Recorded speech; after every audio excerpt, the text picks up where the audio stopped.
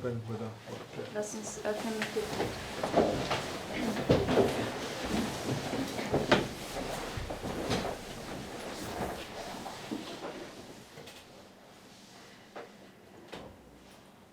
Unser himmlischer Vater, hab Dank für diesen neuen Morgen.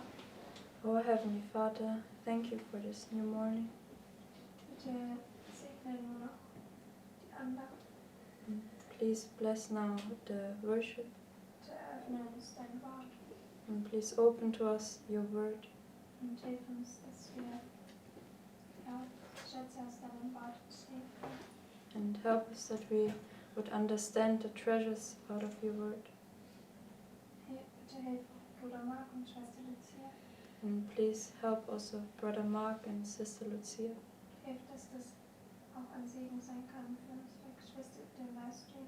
And please help that it can be also a blessing for the brothers and sisters that watch via the live stream.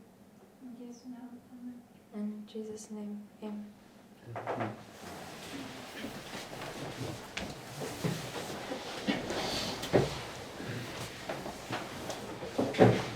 Okay, notes are posted in the live stream, Die Notizen sind im Livestream. and we're just continuing on the same theme that we were looking at yesterday. Und wir werden einfach fortfahren mit demselben Thema, das wir uns gestern angeschaut haben. So, yesterday we were looking at these, the north and the south, Gestern haben wir uns den Norden und den Süden and angeschaut. seeing that they're both a two-horned beast, they're both that great city. Und wir haben gesehen, dass sie beide ein zweihörniges Tier sind und beide diese große Stadt. So that they're basically part of the same final kingdom, Und sie sind beide Teil desselben letzten Königreiches. okay, but they've got two completely different ideologies of obtaining the same, obtaining their own agenda, basically. Right? Aber sie haben zwei komplett verschiedene Ideologien, wie sie ihre Agenda durchsetzen. Okay, and the difference is one claims to be Christian, the other one is anti-Christian. Und der Unterschied ist, dass die einen, sie behaupten, Christen zu sein und die anderen sind gegen Christen. Okay, so let's go to the notes. Let's begin in Matthew 24. Und gehen wir jetzt zu den Notizen und gehen wir zu Matthäus 24. Okay, so now Matthew 24 is the sign that marks the beginning of the end time events, right? Und in Matthäus 24, da sehen wir das Zeichen, was den Anfang der Endzeitereignisse beginnt. Which is the shaking of the earth. Und das ist die Erschütterung der Erde. And it says in verse 15, Und in Vers 15 sagt es, when ye therefore shall see the abomination of desolation spoken of by Daniel the prophet. So this is the point that we're looking of for that begins the Sunday law, right? also das ist der Punkt, mit dem das Sonntagsgesetz anfängt. So Christ is pointing us to the Sunday law in the book of Daniel. Also Christus weist uns jetzt auf das Sonntagsgesetz im Buch Daniel So when hin. we go to Daniel 11 and verse 31, Und wenn wir jetzt zu Daniel 11, Vers 31 gehen,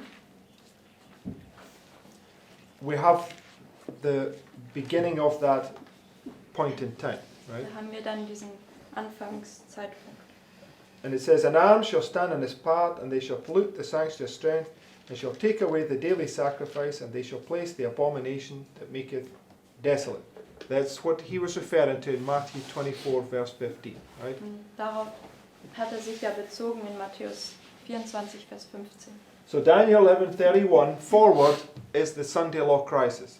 Und in Daniel 11, Vers 31 und die darauf folgenden Verse ist die Sonntagsgesetzkrise. Right? Richtig?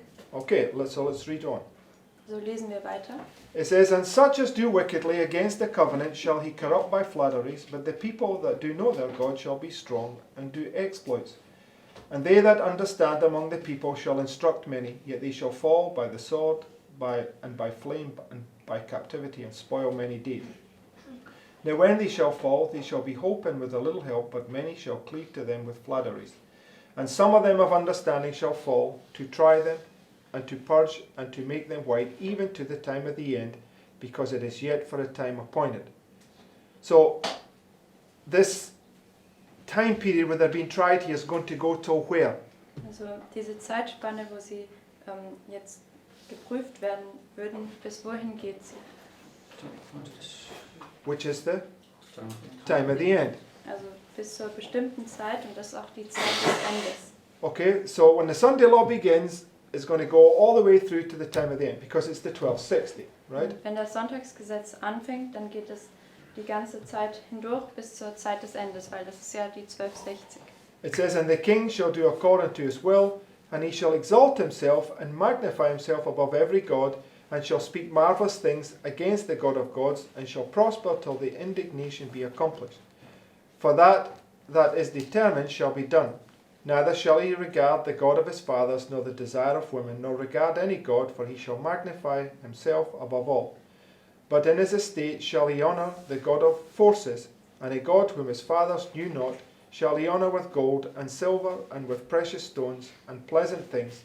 Thus shall he do in the most strongholds with a strange God, whom he shall acknowledge and increase with glory, and he shall cause them to rule over many, and shall divide the land for gain. And at the time of the end, which is the time appointed, Also in Vers 40, zur Zeit des Endes, was die bestimmte Zeit ist, shall the king of the south push at him, and the king of the north shall come against him like a whirlwind, with chariots, with horsemen, with many ships. Right? So, when you just follow this narrative, and what it's saying is taking the time of the end in Daniel 11:31, which marks the beginning of the Sunday law, and taking it down to the end of the Sunday law, right? also wenn man dieser Erzählung folgt, dann findet man, bringt es einen von Daniel 11, Vers 31, was auch die Zeit des Endes markiert, bis hin zur Zeit des Endes in Vers 40. Okay, so when you go to the board, right? Und wenn wir jetzt zur Tafel gehen, So you have the Sunday law crisis here. da haben wir hier die Sonntagsgesetzkrise. In fact, we just take it on the bigger board first, right? So the Sunday law to the end, right? Time of the end at the beginning, time of the end at the end. Also wenn wir uns das größere Fraktal anschauen, da haben wir hier Sonntagsgesetz bis zur finalen Untersuchung, also Zeit des Endes am Anfang und auch am Ende. Okay, so if you were to go from here, it would be time of the end, bring you down to the time of the end, right? Und wenn man das hier anschaut, dann ist es hier die Zeit des Endes und das führt einen dann hier bis zur Zeit des Endes. Right? Wichtig? And we know that the 1260 was cut short, right? Und wir wissen, dass die 1260 abgekürzt wurde. Right? And the 1260 being cut short is a parallel to the French Revolution in Revelation 11, right? Und die 1260, die verkürzt wurde, das ist auch eine Parallele zu der französischen Revolution in Offenbarung 11. And what's the French Revolution in relation to? Und mit was ist die französische Revolution im Zusammenhang? The South coming against the North, right? Das ist der Süden, der gegen den Norden So we kommt. just read here, Daniel 11:40, Das right? haben wir gerade in Daniel 11, Vers 40 gelesen. So we know, right, that we know that in that this we know that we can take the number 10, for instance, the beginning of it, and mark the time of the end there. Und wir wissen auch, dass wir diese Nummer 10 nehmen können und dann die Zeit des Endes auch am Anfang hin platzieren. And we know at that point, as we began to see, the South began to come against the North, right? Und wir wissen auch an diesem Punkt, da haben wir das auch gesehen, dass der Süden gegen den Norden gestoßen ist. Okay, so in some sense you have this, because when you take the reform lines, if you take the line of the Millerites in 1798, it has a portion of Daniel 11:40 at the beginning, right? Und wenn wir die Millerlinie nehmen, da können wir dann sehen, dass 1798, das ja am Anfang markiert, das hat einen Teil von Daniel 11, Vers 40 erfüllt. And then you come to 1989, you have the other portion of Daniel 11:40 at the beginning. Right? Und wenn man zu 1989 geht, dann wird der andere Teil von Daniel 11, Vers 40 But erfüllt. when you take it this way, it's bringing it to the end, right? Aber wenn du das jetzt auf diese Art nimmst, dann führt es dich zum Ende. Okay, and I'll look more at that in maybe another presentation. Und ich werde das noch genauer vielleicht in einem anderen Vortrag dann anschauen. Okay, but what I want to do is just bring you down to the point that we're at this point where Daniel 11:40 is being fulfilled before our eyes, right? Aber wir sind jetzt in einem Zeitpunkt, wo Daniel 11, Vers 40 sich vor unseren Augen erfüllt. Right, where the south has come against the north. Wo der Right. Süden gegen den Norden gestoßen ist. Okay, so when you come into this fractal, right, Und wenn man dann in dieses Fraktal geht, we were looking at this. Here you have the two-horned beast, which is the north, right? und da haben wir uns das angeschaut, dieses zweihörnige Tier, was der Norden ist. Okay, and then you have this great horn that comes up here against the two-horned power, right? It's just a small, it's a fractal of the same illustration, right? Und dann kommt hier dieses große Horn, was der Süden ist, gegen den Norden und dann hat man wieder ein Fraktal, ein kleineres Fraktal von derselben Darstellung. Okay, so here we had this in our time, just prefigure Trump and Biden, right? Und in unserer Zeit ist das jetzt vorausgeschattet durch Trump und Biden. So in this horn here, do we see all these characteristics? Und in diesem großen Horn sehen wir all diese Merkmale.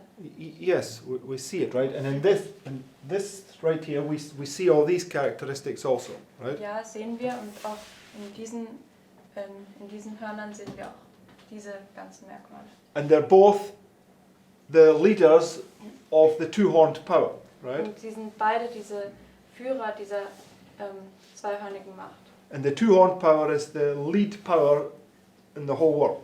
Und Right. die zweihörnige Macht ist die Führungsmacht von der ganzen Welt. So we see clearly these things happening before our faces, right? Und wir können das ganz klar sehen, dass das vor unseren Augen passiert. Now just go to the first quote that I posted for 13 Emma. Und gehen wir jetzt zu dem ersten Zitat von 14 MR, 13 Emma. also 13 MR.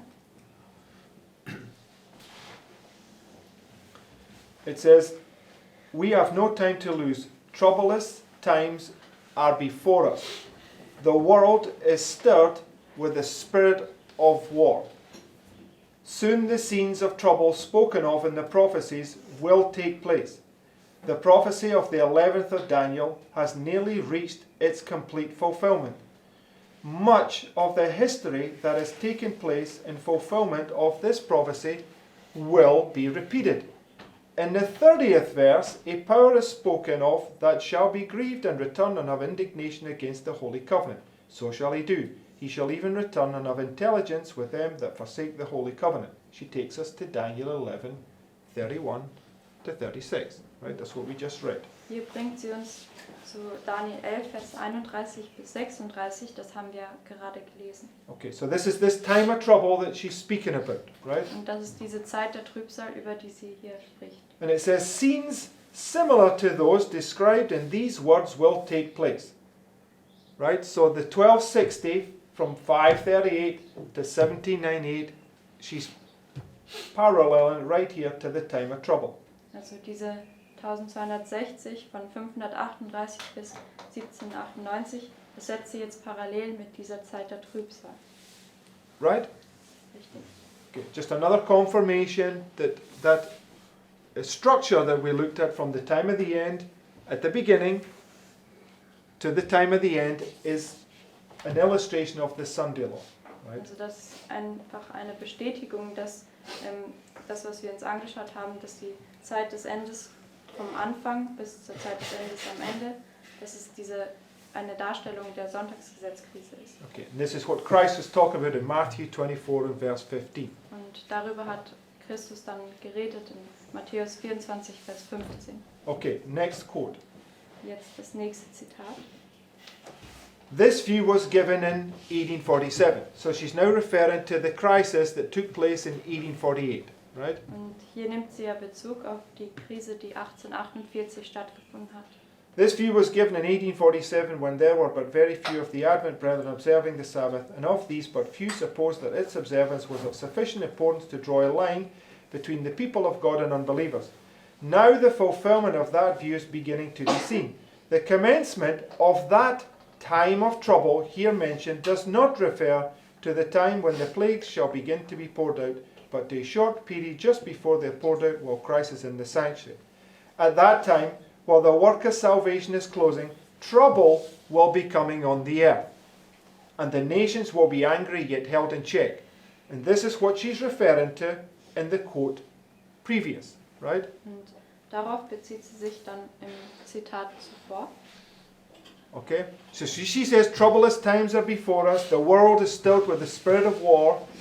She's referring to Matthew 24 and verse 15. Und sie hat ja gesagt, dass diese trübselige Zeiten liegen vor uns und die Welt ist im Geist des Krieges aufgewühlt. Und sie nimmt Bezug auf Matthäus 24, Vers 15. Which is the shaking of the angry nations, right? Das ist die Erschütterung der zornigen Nation. Right? Richtig?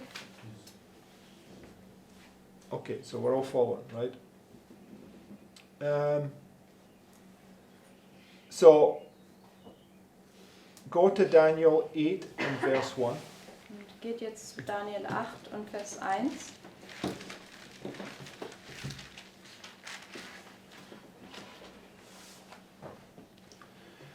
It says, In the third year of the reign of King Belshazzar, a vision appeared unto me, even unto me Daniel, after that which appeared to me at the first.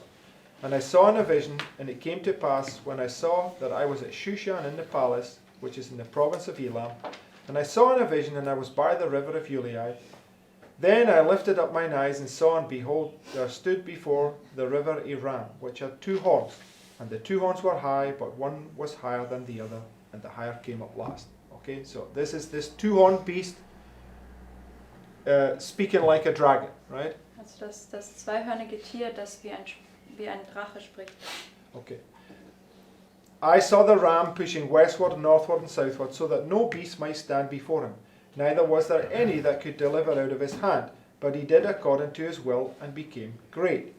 And as I was considering, behold, an he-goat came from the west, on the face of the whole earth, and touched not the ground, and the goat had a notable horn between his eyes. And he came to the ram that had two horns, which I had seen standing before the river, and ran into him with the fury of his power. And I saw him come close unto the ram, and he was moved with choler against him, and smote the ram, and brake his two horns. And there was no power in the ram to stand before him, but he cast him down to the ground, and stamped upon him, and there was none that could deliver the ram out of his hand. Therefore the he-goat waxed very great, and when he was strong, the great horn was broken, and for it came up four notable ones towards the four winds of heaven. And out of one of them came forth a little horn. Right? So, this is this scenario that we see taking place before us. Right? Also das ist dieses Szenario, das wir vor unseren Augen stattfinden sehen können. And in history, it leads to the little horn coming out of these four horns, right? Und in der Geschichte führt es uns dann zu dem Punkt, dass das kleine Horn aus einem von diesen vier Hörnern aufsteigt. And the little horn was Rome, right? Und das kleine Horn war Rom. Rome representing the... Und Rom stellt was dar? Who does Rome typify? Wen Pagan schattet Rome. Das heidnische Rom voraus? The United States, right? Ja, Amerika, die Vereinigten Staaten. Okay, and it's just like at the end of the 1260, who rises as a lamb? Und am Ende der 1260, wer steigt da auf wie ein Lamm? United States, right? Auch die USA. Pagan Rome came up as a lamb, right? Und das heidnische Rom kam hier rauf wie ein Lamm. But when it joins with the other little horn here, it's going to speak like a dragon, right? Aber wenn es sich dann hier vereinigt mit dem anderen kleinen Horn, dann wird es sprechen wie ein Drache. And hence, what you have here in Medo-Persia is this two-horned power, right? Und deswegen haben wir hier Medo-Persien, was diese zweihörnige Macht ist. Okay, and you have the United Nations at the end, parallel in the League of Nations here, right? Und hier haben wir Die Vereinten Nationen. die Vereinten Nationen hier am Ende und das ist parallel mit diesem Völkerbund.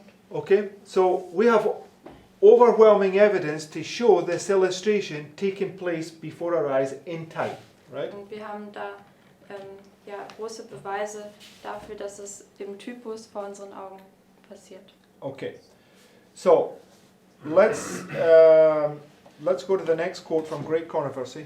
Und gehen wir jetzt zum nächsten Zitat vom großen Kampf. Now this is a part of we were reading the scriptures of safeguard the other night, and this is one of the paragraphs that's in there. Und das ist ein Paragraph, den wir schon vor ein paar Tagen gelesen haben in den Schriften unserer Schutzwehr. Okay, it says, when God sends to men warnings so important that they are represented as proclaimed by holy angels flying in the midst of heaven. So we've been through this many times. Where do we see the angel flying through the midst of heaven? Und da sind wir mehrmals schon durchgegangen. Wo sehen wir diesen heiligen Engel, der in der Mitte des Himmels fliegt?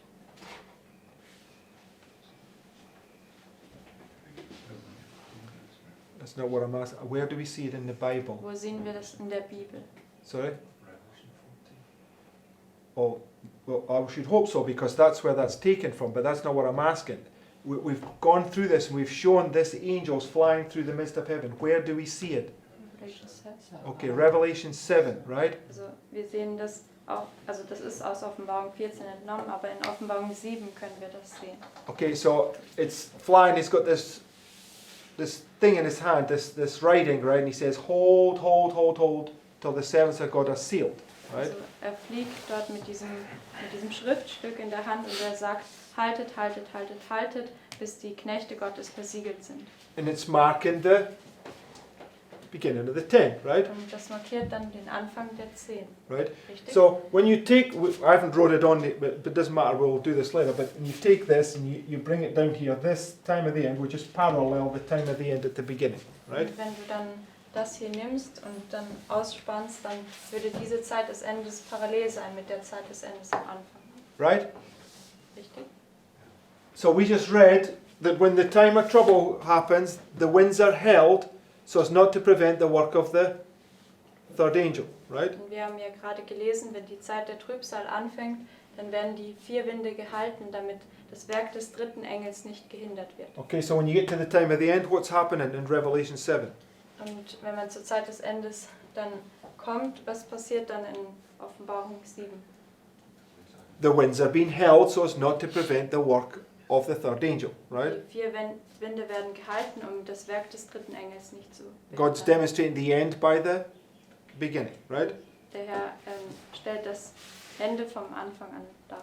Okay, but in us, when you come to this time, right, it's the sealing time, right? He's going to seal his people in this time. It says, settling into the truth intellectually and spiritually that they can't be moved, right? Und für uns, wenn man hier an die Zeit des Endes kommt, dann ist es diese Versiegelungszeit, das ist ein sich gründen in der Wahrheit, intellektuell als auch geistlich, damit man nicht bewegt werden kann. So where have you not to be moved? Und wo sollst du nicht bewegt werden? Okay, what were we studying last night Also, and the day before? was haben wir gestern Abend und den Tag zuvor What are you studiert? about to stand? Where are you going to stand? Vor wem musst du stehen? Before the kings, right? Vor den Königen. Okay, and the kings, right, are going to tempt you to follow their commands over and above God's commands, right? Und die Könige werden dich dann versuchen, dass du ihren Befehlen folgst, anstatt von Gottes Geboten. So in this time period, you're settling into the truth, intellectually, spiritually, so that when you stand before that king, you won't be moved to the left nor to the right. Und in unserer Zeit, wir werden jetzt gegründet in der Wahrheit, intellektuell als auch geistlich, damit, wenn wir dann vor den Königen stehen, dass wir dann nicht bewegt werden können, weder zur rechten noch zur linken. What does that mean? Und was bedeutet das? Right, so this is the left, right? Also das hat zu tun mit dem Norden und dem Süden. And this is the right. Und der Süden sind die Linken und der Norden sind die Rechten. So no matter which king you're standing before, no matter what his persuasion is, left or right, you won't be persuaded by those things, right? Und ganz gleich, welche Ausrichtung der König hat, ob er jetzt zu den Rechten oder zu den Linken gehört, du wirst nicht überzeugt werden können von ihm. Okay, so it says, he requires every person endowed with reasoning powers to heed the message. The fearful judgments denounced against the worship of the beast and his image. Because the mark of the beast is the opposite of the seal of God, right? Also das Malzeichen des Tieres ist ja das Gegenteil vom Siegel Gottes. So when we're in a type right now of the seal of God, it's also a type of the mark of the beast, Und right? wenn wir in einem Typus für das Siegel Gottes uns befinden, dann gibt es auch einen Typus für das Malzeichen des Tieres. Okay, so the fearful judgments denounced against the worship of the beast and his image should lead all to a diligent study of the prophecies, to learn what the mark of the beast is and how they are to avoid receiving it. Now let that sink in, right? Because unless you understand this scenario, you're going to be deceived into receiving the mark of the beast.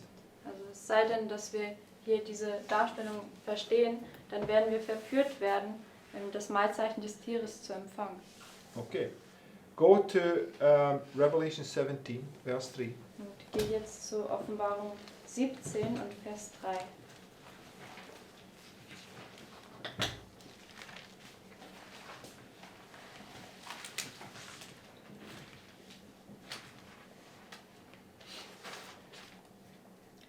It says, so he carried me away in the spirit into the wilderness. I saw a woman sit upon a scarlet-covered beast. Now, how long does that woman sit upon that scarlet-covered beast for? Und wie lange sitzt diese Frau auf diesem scharlachroten Tier? 1260. Für 1260. Until she gets the deadly wound at the end, right? Und bis sie dann diese tödliche Wunde am Ende erhält. Okay, so just keep that in mind, right? Also behaltet das im Verstand. And remember that the scarlet-covered beast, what is the scarlet beast? Und was ist dieses scharlachrote Tier? It's the dragon, right? Das ist der Drache. Because this is what it tells us Revelation 12 and verse 3. It's the same beast, right? Weil das sagt es uns in Offenbarung 12, Vers 3. Das ist dasselbe Tier. The south and the north are both the dragon, right? Und der Süden und der Norden, sie sind beide der Drache. So who's the woman sitting on? Also auf wem sitzt die Frau? The whole time period, right? She's sitting on both. Also über die ganze Zeitspanne hinweg, sitzt sie auf beiden. So she just switches her allegiance depending on which king is in power, right? Und sie ändert dann einfach ihre Zugehörigkeit.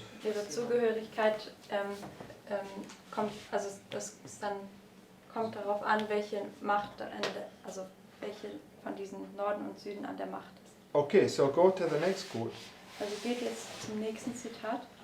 And he's speaking about the US Civil War. Und das spricht über den Bürgerkrieg, den amerikanischen Bürgerkrieg. Okay. It says, this scene was presented before me to illustrate the selfish love of slavery and the desperate measures which the South would adopt to cherish the institutions. And just prior to this, she takes you to Egypt when God's people are being freed from slavery, right? Und bevor sie das schreibt, da führt sie dich zu Ägypten, wo Gottes Volk in der Sklaverei war. In Egypt, she says very clearly that it's the Sunday law crisis, right? Und über Ägypten sagt sie ganz klar, dass die Sonntagsgesetzkrise darstellt. Which is during the 1260. Und das ist während der 1260. Okay? So, this scene was presented before me to illustrate the selfish love of slavery and the desperate measures which the South would adopt to cherish the institution, and the dreadful lengths to which they would go before they would yield. The system of slavery has reduced and degraded human beings to the level of the brutes, and the majority of slave masters regard them as such. The consciences of these masters have become seared and hardened, as was Pharaoh's, and if compelled to release their slaves, their principles remain unchanged, and they would make the slave feel their oppressive power if possible. It looked to me like an impossibility now for slavery to be done away. God alone can wrench the slave from the hand of his desperate, relentless oppressor. All the abuse and cruelty exercised toward the slave is justly chargeable to the upholders of the slave system, whether they be southern or northern men. So who's guilty of slavery? Also wer ist an der Sklaverei schuldig? Both, right? Beide. Now, Sister White doesn't say it, but you can look in history, and as many historians will clearly lay out and show how the Jesuits controlled both sides of the war between the North and the South, right? Ellen White sagt das jetzt nicht, aber man kann sich das anschauen, auch von vielen Historikern, dass die Jesuiten sowohl den Süden als auch den Norden kontrolliert haben, also beide Seiten. Okay, now go to Revelation 13. Und jetzt geht es zur Offenbarung 13.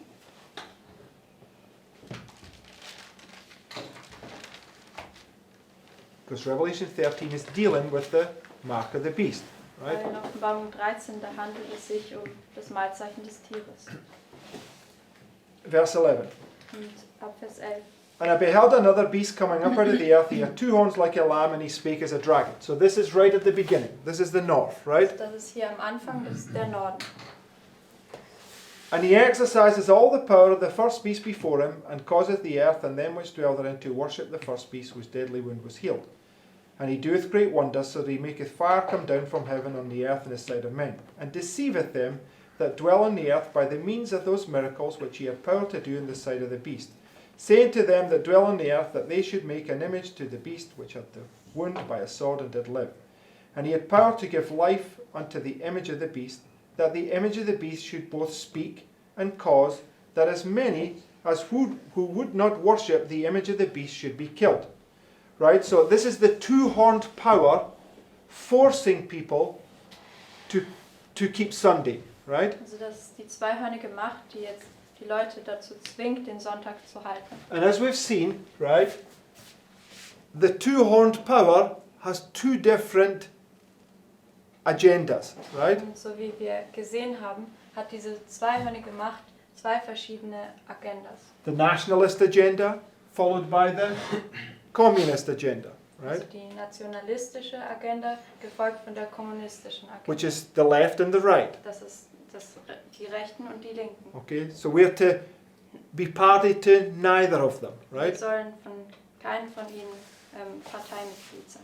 Okay, let's read verse 16. Lesen wir Vers 16.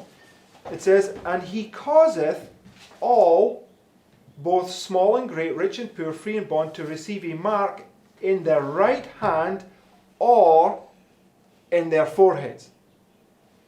Does it say and or does it say or?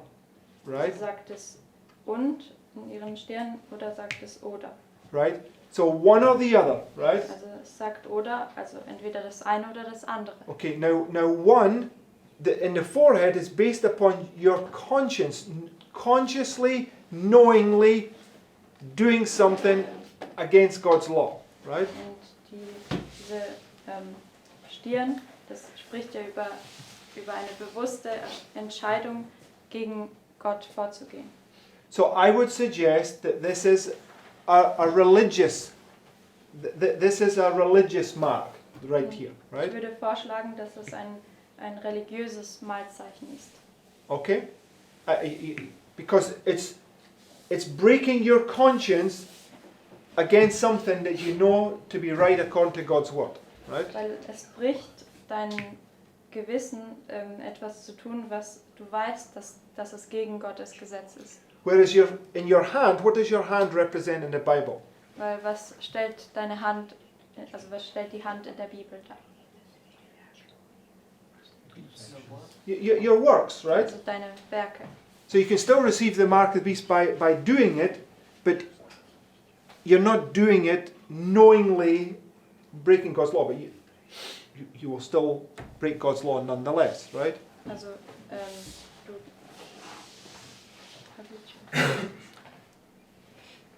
You can break God's law, but not. When I was in the world, I was breaking God's law probably every minute of the day, but I wasn't doing it consciously, right? Okay, also und wenn man das Mahlzeichen an die Hand empfängt, dann bricht man trotzdem Gottes Gesetz, aber zum Beispiel, also als Weltling, ja, man macht es unbewusst, dass man Gottes Gesetz I think it's in Romans chapter 1. Romans 2. Is it Romans 2? Gehen wir zu Römer 2. Yes.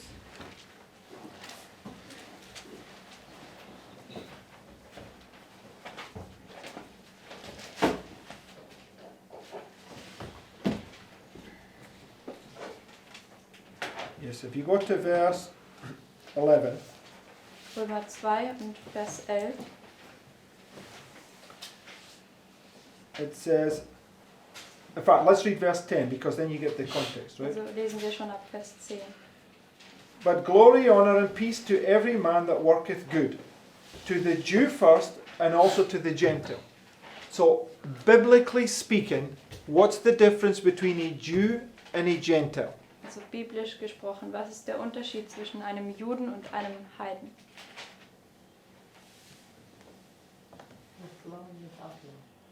Right, a Jew is somebody that professes to believe in and follow God, right? Also ein Jude ist jemand, der behauptet oder der beansprucht, Gott zu kennen und seinem Gesetz zu folgen. A Gentile is somebody that doesn't know God, not interested, doesn't profess to follow God, right? Und ein Heide ist jemand, der Gott nicht kennt und auch nicht beansprucht, ihm zu folgen. Verse 11. In Vers 11. For there is no respect of persons with God. So he's going to judge them both equally, right? Also er wird sie beide gleichwertig richten. It says, for as many as have sinned without the law shall also perish without law. And as many as have sinned in the law shall be judged by the law, right? So you can see there's a difference between the two, right? Also ihr könnt sehen, dass es einen Unterschied zwischen den beiden gibt. Launch, you want to make a point? Yes, I mean, I think I get what you want to say, but I mean, maybe conscientiously is maybe not the best word because it can be misunderstood. But it's more like that they are not convicted to. Okay, but then that's not conscientious, right? No, If you're not convicted, then No. it doesn't break your conviction. let me explain what I mean. Because this is why it says everybody will see the truth and will be convicted that Sunday keeping is false. Yes. Because otherwise you cannot receive the mark of the beast unless you receive the clear evidence that Sunday keeping is false. But they don't care about religion, and so in the sense they are not convinced that they should be keeping Sunday for religious purpose. Okay. Yes, I'm not denying that purpose, but there's definitely a difference between the two. There's a difference here written in Romans also, right? How he's going to judge them. Yes. But in a sense, one class that have it on the forehead, they are religious, motivated to keep Sunday. The other ones are Yeah, motivated that's the by point I'm making. not- I'll prove this point in a moment, right? Also der Punkt, den Bruder Lorenz noch gemacht hat, ist, dass man muss halt aufpassen, wie man das Wort bewusst anwendet, dass sie bewusst Gottes Gesetz brechen oder unbewusst brechen. Und weil Ellen White sagt ja, dass man ja genau, also am Ende der Welt wird jeder überführt sein und genau wissen, was Wahrheit ist. Aber der Unterschied zwischen, dass man das an der Stirn oder an der Hand erhält, ist einfach, ja, die einen, die werden, also sie sind sozusagen religiös motiviert, dass sie wollen das halten, und die anderen, die ja, sorgen sich nicht um Religion, also sie halten das aus anderen Gründen. genau, also sie werden dem dann gehorsam sein, also dem Sonntagsgesetz gehorsam sein aus anderen Gründen. It's like you just wrote a book, but okay. So the point is, right, that I agree. Maybe I'm not using the right phrases to understand it, but I would agree that the forehead is a religious mark. Also ich stimme dem auch zu, aber um das jetzt einfach zu halten, dass also die Stirn markiert ein religiöses Zeichen. And the hand is representing people that do it, but they don't care about religion, right? Und die Hand stellt also Leute dar, die das tun, aber nicht sich um Religion sorgen. And then, because the next point says, and that no man might buy or sell save he that had the mark. Also wenn wir jetzt nochmal zu Offenbarung 13 gehen.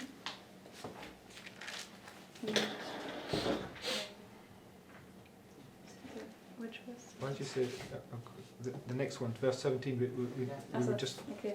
Vers 17 haben wir gelesen. okay. So no, so the next point is the mark said that in your hand on your foreheads, and then the next thing it says that no man might buy or sell save he that had the mark, right?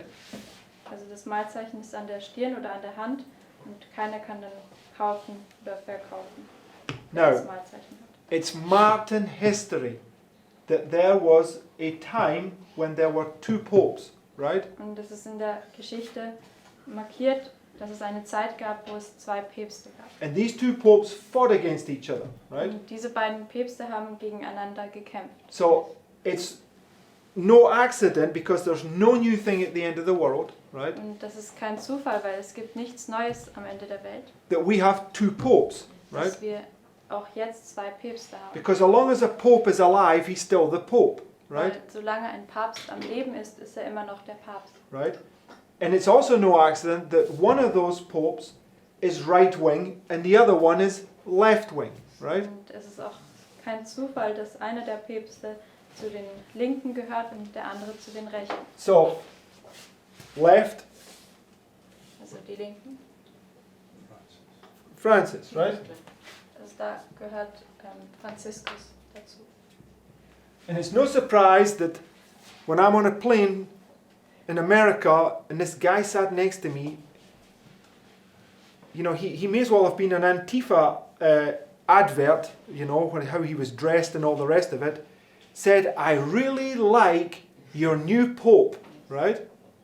Und einmal, als ich im Flugzeug saß, da saß neben mir jemand, der so wie, also jemand von den Antifa ist und er hat dann gesagt, ich mag euren neuen Papst wirklich. But he hated the fact that I was sitting reading my Bible.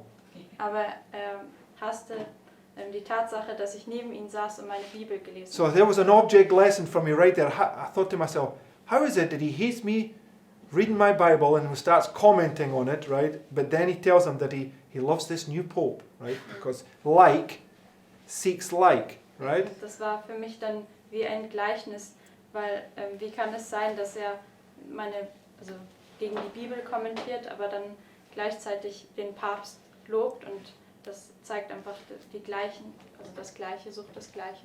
Okay, so who was the other pope? Und wer ist der andere Papst? Ratzinger, right? Ratzinger.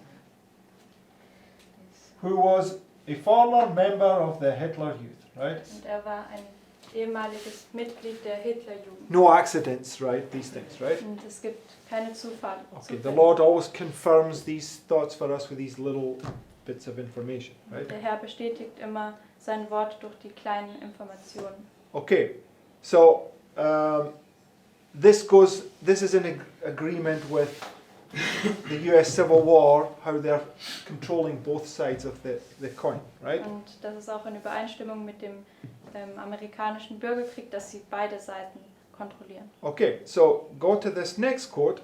Und gehen wir jetzt zum nächsten Zitat. It says, now this is the north we're dealing with here, Und hier handelt es sich jetzt um den Norden, because this is dealing with Antiochus. weil das spricht jetzt über Antiochus. Right. It says, not content with these atrocities, Antiochus began a furious persecution against the religion of the Jews. he issued an edict requiring all the people under his scepter to worship the same gods. The Samaritans conformed to the decree and allowed their temple on Mount Gerizim to be dedicated to the Grecian Jove. The temple at Jerusalem was forcibly consecrated to the same heathen deity, and the statue of Jupiter Olympus was erected on the altar of burnt offering. 2 Jewish women that were found to have circumcised their children were led through the streets with their children fastened to their necks and cast headlong over the steepest part of the walls. At the feast of Bacchus, the god of wine, the Jews were forced to join, carrying ivy and taking part in the abomination of the festival. So the feast of Bacchus, what is it? Does it say here? Also das Fest des Bacchus, was sagt es, was war das? It's a wine festival, right? Das ist ein Fest des Weines.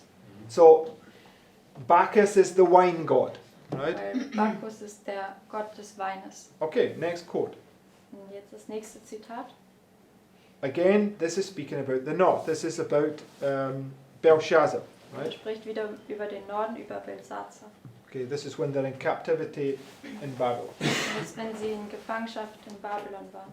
It says, it was the last night of a nation's existence, but the people knew it not. Some slept in unconscious peace, some revelled and whirled away in thoughtless dance. In the dens of Babylon, men steeped in vice continued their wild orgies. In the palace halls, Belshazzar feasted with 1,000 of his lords. Music resounded through the brilliant, lighted rooms. The nobles lounged about the tables sumptuously spread. Court women and concubines of the king entered those halls. It was a feast of Bacchus, and they drank to the health of the king on his throne. He ordered that the sacred vessels he brought from the temple to show that no being, human or divine, could raise a hand against him. The king of Babylon, raise a hand against him, the king of Babylon. The golden cup filled with wine was raised, and the blessing of Bel invoked, but it never reached the lips of the half-intoxicated king. Right? So this was the night where Belshazzar gets many, many tekel upharsin brought upon him, right? Und das ist die Nacht, an dem dann Belsazar dieses Mene Tekel Upharsin gebracht wurde. Okay, but now let's go to the next quote. Und gehen wir jetzt zum nächsten Zitat. But now it's dealing with the south, Und right? jetzt spricht es über den Süden. On his return to Alexandria, Philopator resolved to be revenged upon the Jews who dwelt there for his repulse and disgrace at the temple in Jerusalem.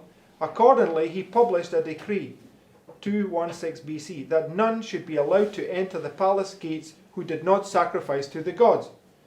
There were 3 ranks of people of the inhabitants of Alexandria, and by both Alexander the Great and the first of the Ptolemies, the Jews there were enrolled in the first rank.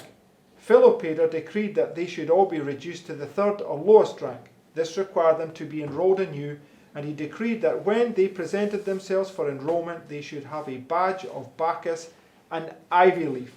Impressed upon them with a hot iron, that all who would refuse this badge should be made slaves. So, where are they putting this badge of Bacchus on them? It doesn't tell you here, but I'm trying to remember if it was on their arm. I think they put it. Yeah, it was, but it was shoulder, but it's not on their foreheads, right? Also hier dieses Abzeichen des Bacchus, das haben sie wahrscheinlich auf die Schulter aufgedrückt bekommen. Okay. It says, impressed upon them with a hot iron that all who should refuse this badge should be made slaves, that if any refused to be slaves, they should be put to death. He did grant, however, that all who would renounce the worship of Jehovah and accept initiation into the Egyptian religion. What religion? Welche Religion? Egyptian religion, right? Die ägyptische Religion. Should retain their original rank and privileges, right? So both the south and the north are forcing you to drink the wine god of Bacchus, right? Also sowohl der Süden als auch der Norden, sie beide zwingen dich, den Weingott Bacchus anzubeten. Now just go to Revelation 18 and verse 2. Und geht zur Offenbarung 18 in Vers 2. Because this is the punishment that's brought upon Babylon at the end of the 1260, Weil right? das ist die Bestrafung, die auf Babylon gebracht wird am Ende der 1260. And he cried mightily with a strong voice, saying, Babylon the great is fallen, and has become the habitation of devils, and the hold of every foul spirit, and the cage of every unclean and hateful bird. For all nations, how many? Wie viele? All nations have drunk of the wine of the god of Bacchus, right? Also alle Nationen haben vom Wein des Gottes Bacchus getrunken. Whether it be the north or the south, Ob es der Norden oder der Süden ist. whether it be to the left or the right, Ob es right? die Linken oder die Rechten sind. Satan is going to force you to drink his wine. Satan wird dich zwingen, seinen Wein zu trinken. How did Alexander die? Und wie ist Alexander gestorben? Drunk too much wine, Er hat right? zu viel Wein getrunken. Okay. You can see the correlation, right? Könnt ihr den Zusammenhang sehen? Okay, now go to the next quote. Gehen wir jetzt zum nächsten Zitat. So remember, the mark on your hand is reference to your works, right? Und denk daran, dass das Malzeichen an deiner Hand sich auf deine Taten bezieht. Okay, it says, do not say that you want some more speedy and practical settlement to the labor problem than the gospel affords. Now this is Joseph Elliot Wagner, this is Wagner who's laying out these problems that were in his time, right? Und das ist jetzt Wegener, der die Probleme in seiner Zeit jetzt auslegt. It says it affords absolutely the only practical solution for the difficulties that vex philanthropists and reformers. Now Sister White has a similar quote. She says that the men of the world do not know how to solve the problems of the day, right? Und Ellen White sagt auch, dass die Menschen der Welt, die können nicht die Probleme von heute lösen. She says the only way is to go to God, and then they would find an answer to all the problems, right? Und der einzige Weg wäre, dass sie zu Gott gehen würden und das wäre die Antwort auf all ihre Probleme. And Wagner here is just saying the same thing, right? Und Wegener sagt hier dasselbe. It says you want something in the present time and not in the indefinite future. Well, do you know of any labour scheme that has provided a present remedy for the ills that men suffer? Is not the condition of the poor labouring class worse each year, in spite of socialism and the host of labour unions? So what are the labour unions linked to? Also was sind die Gewerkschaften, mit was sind sie verbunden? Socialism, right? Sozialismus. In the United Kingdom, in the 80s, we had this trade unions rising up against the government in the coal miners' strike, right? Und in den Vereinigten Staaten, da gab es diesen Aufstand, der, habe ich gestartet, also im Vereinigten Königreich, da gab es diese Aufstände von den Coal miners' strike. It was a coal. von den Kohlearbeitern, Yes, right. also die Gewerkschaften von den Kohlearbeitern. And it was all run by the trade unions. Und das wurde alles durch diese Gewerkschaften And it was the geleitet. Labour Party that was pushing it, Und right? es war die Arbeiterpartei, die das dann vorangetrieben hat. Which are socialist. Und das Right. sind die Sozialisten. So under this thing is where you're going to find the labour unions, right? The trade unions. Und Right? hier runter kann man dann diese Arbeiter... Labor Unions heißt Gewerkschaften. Okay. Diese Gewerkschaften, diese Arbeitergewerkschaften finden.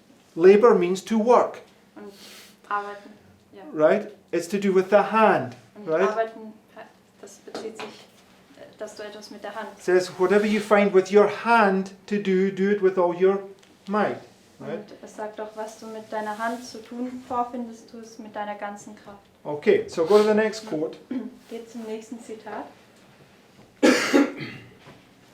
It says, the work of the people of God is to prepare for the events of the future, which will soon come upon them with blinding force. In the world, gigantic monopolies will be formed. So where do we see the gigantic monopolies? Und wo sehen wir diese gigantischen Monopole? Amazon, Facebook. Amazon, Facebook, Google, right? And where are their allegiance? Und das ist Amazon, Facebook und Google und also wo ist ihre Zugehörigkeit? What about all the big Delta Airlines and American Airlines and all these other big monopolies in America? Where are all their allegiance? Und was ist mit all den Fluggesellschaften, den Delta und den amerikanischen Fluggesellschaften? Zu wem sind sie alle zugehörig?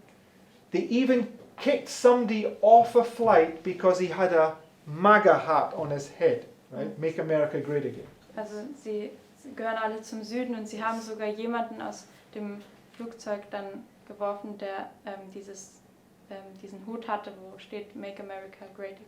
Anybody who's a Republican is these big monopolies are refusing to give them any money. They're withdrawing all their funds from them, right? Und jeder, everyone who's A Republican. und jeder, der ein Republikaner ist, da nehmen sie ihm das ganze Geld weg. So it's very easy to see that this is speaking about the South, right? Und das ist sehr einfach zu sehen, dass es hier über den Süden redet. It says, men will bind themselves together in unions that will wrap them in the folds of the enemy.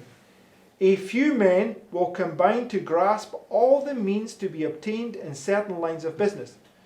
So people like George Soros, right, who's a communist, right, and his communist agenda, he uses money to fund these movements, right? Zum Beispiel gibt es Leute wie George Soros, er ist auch für diese kommunistische Agenda und er benutzt dieses Geld, um er benutzt das Geld, um diese kommunistische Agenda zu finanzieren. It says trades unions will be formed, and those who refuse to join these unions will be marked men. What will they be? Was werden sie sein? With what? Gekennzeichnete Männer. The Bacchus, right? The mark of Bacchus. Sie werden mit dem Malzeichen oder dem Zeichen von Bacchus markiert Okay. werden. Next quote. Nächstes Zitat. The trades unions and confederacies of the world are a snare. Keep out of them and away from them. Brethren, have nothing to do with them.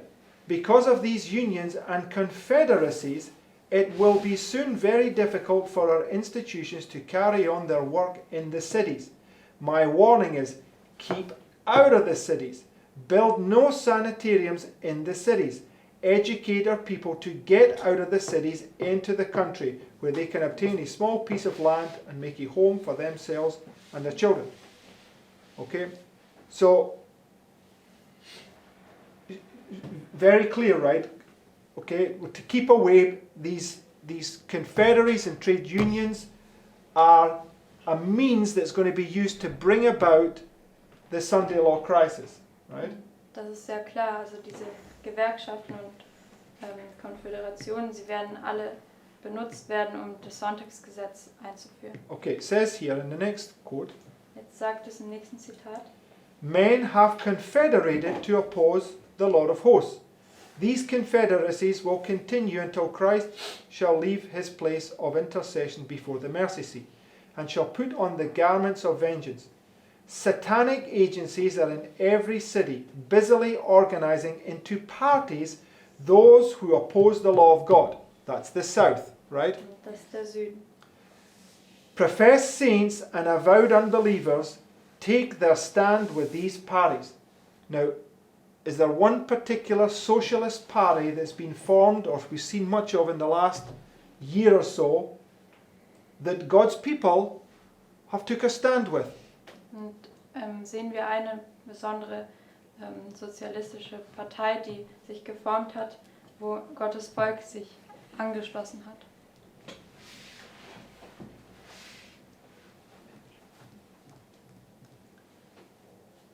Why are we quiet? We must be aware of this. Black Lives Matter. Also Black Lives Matter. Churches, many churches in the United States have been out marching on Black Lives Matter's protests, right? Und viele von den amerikanischen Kirchen, die sind mit diesen Protesten von Black Lives Matter mitgelaufen. Because they think that this is right to do so, you know, but it just shows they have no clue really to what they're doing, right? Sie denken, dass das richtig ist, dass sie das tun, aber es zeigt einfach, sie haben keine Ahnung, was sie da eigentlich tun. Okay, it says, this is no time for the people of God to be weaklings. We cannot afford to be off our guard for a moment. The trade unions will be one of the agencies that will bring upon this earth a time of trouble such as not been since the world began. Right? So the trade unions is going to be a means to bring about the 7 last plagues. Right? Also die Gewerkschaften werden ein Mittel sein, wie die 7 letzten Plagen dann kommen werden. Okay. So whether it's the left or the right, Satan is going to use them, right, within the time frame of the Sunday law crisis, right? Und ob es jetzt die Rechten oder die Linken sind, Satan wird sie benutzen in dieser Zeitspanne des It Sonntagsgesetzes. begins with the north, and then at some point later on, the south's going to pop its head up, right? Und es fängt mit dem Norden an und dann zu einem späteren Zeitpunkt wird dann der Süden aufsteigen. So no man might what? Damit kein Mensch was, Buy or sell, save he that had the mark, right? kein Mensch kaufen oder verkaufen kann, es sei denn, er hat das Malzeichen des Tieres. Yes. Also in 1888, when they tried to bring in the Sunday law the first time, Und in 1888, da haben sie zum ersten Mal versucht, das Sonntagsgesetz einzuführen. these religious people, they went also to the trade unions. Da sind auch die religiösen Leute zu diesen Gewerkschaften gegangen. They basically didn't try to convince them of the religious aspect of the Sunday law, but basically said, yeah, you get a day off and you will get paid the same things and all these. Yes, yes. So they were then in favor of the Sunday law, but based upon communist principles and not upon religious principles. Yes. Und dann wurden sie versucht, überzeugt zu werden, dass sie, also nicht wegen religiösen Vorteilen, sondern dass sie dann einen Tag frei bekommen würden oder noch mehr bezahlt werden würde. Und was war das mit Kommunismus? So they were convinced based upon communist principles, not religious Okay, principles. und dann waren sie dafür überzeugt, basierend auf kommunistischen Prinzipien und nicht religiösen. Okay, so there's much to talk about this, right? Many other aspects to look at, but my final thought is, in our time, in this next Weimar, if you're standing before an earthly agency, who is it likely that you're going to be faced with? Also da gibt es jetzt noch viele Aspekte, die wir dazu bringen können. Aber meine letzte Frage ist, in unserer Zeit, wenn wir vor diese Könige gebracht werden, was ist es sehr wahrscheinlich, dass man mit wem kommt man ins Angesicht? Well, not the trade unions, but it's likely to be the south, is the point, right? Das ist wahrscheinlich mit dem Süden.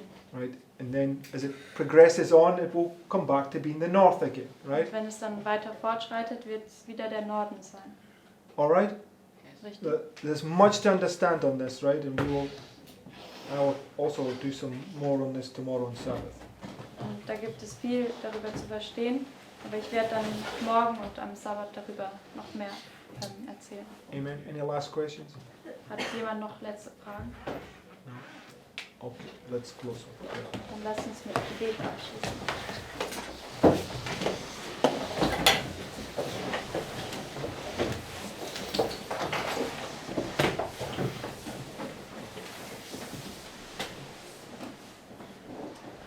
Oh, Heavenly Father, thank you so much for all this word which is encouraging. Unser himmlischer Vater, ich danke dir sehr für dein Wort, was so ermutigend ist.